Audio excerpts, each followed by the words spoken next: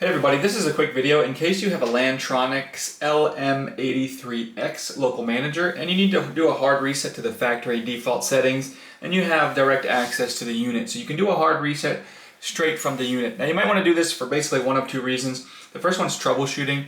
If you're having any issues with the device, not connecting to things, or if it's lagging, or if it seems to be not responding, not detected, things like that, this can fix a lot of those issues. The second reason is if you're trying to set this this manager server up as a new device and you just want to get everything cleared off of it, we can go ahead and do that, and this will release everything. This will reset everything on it. So all you need to do is go ahead and shut down the device. So you should do that either by the by the button or by shutting down the shutdown command. And then we want to find the reset button on the back, which is right here on the LM83X. We're going to need a paper clip or something like that. And we're going to press and hold that button. And while we're pressing and holding that button, then we're going to press and release the power button to turn it on. And so then the LEDs will go through a light sequence indicating the reset status.